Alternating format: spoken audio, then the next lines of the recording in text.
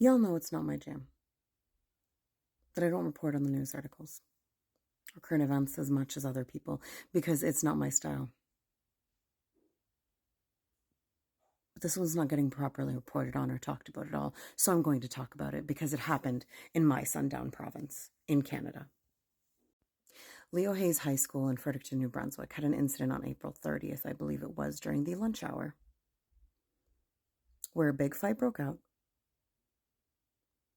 And it is not really, is student ended up injured. Politicians in the news are quickly to label it anti-Semitism. Left, right, and center. None of them are reporting the actual incidents. However, the NCCM, the National Council of Canadian Muslims, has come forward with a full statement of what actually happened. The accused suggests that the other individual involved, the purported victim, initiated the assault by pulling off her hijab. The accused suggests that the other individual involved, the perpetrated victim, has been harassing her and other Muslim kids at the high school for months, and that this harassment and bullying was reported to school administration on multiple occasions. That the harassment was, at least in part, motivated by Islamophobia.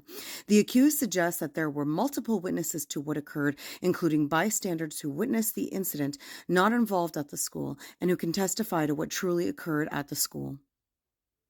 Given the above, which is entirely contrary to the narrative being spread irresponsibly on social media, that a Muslim student assaulted a Jewish student based on anti-Semitism at the school, we call for the following.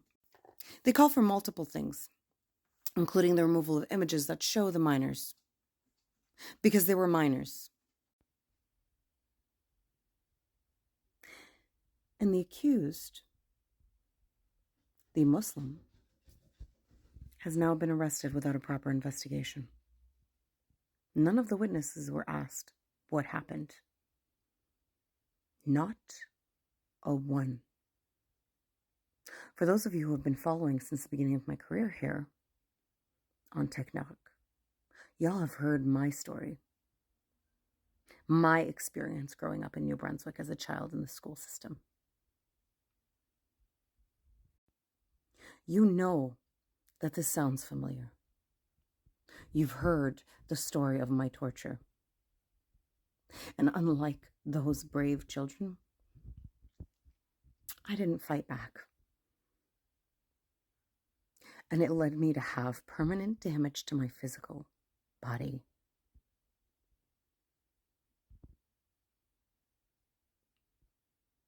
I'm so glad that that kid stood up for herself.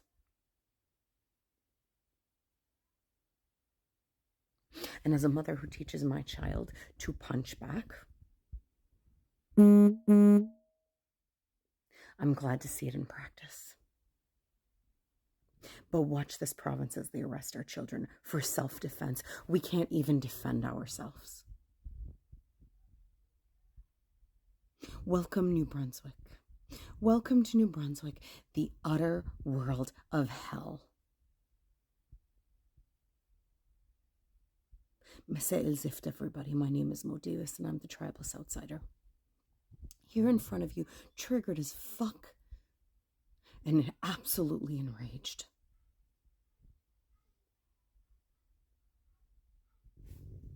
In 30-some years, there has been no improvement to the ability of any authorities here in this province to be held accountable or to hold themselves accountable. Journalists still can't be trusted.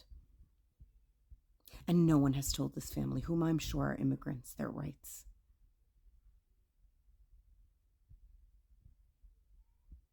So last week, I think it was, or the week before, we buried a 16-year-old Muslim Syrian boy in Halifax.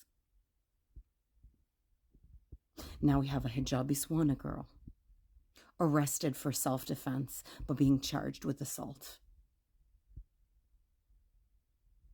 And there's no statement in there saying she's being treated as a minor.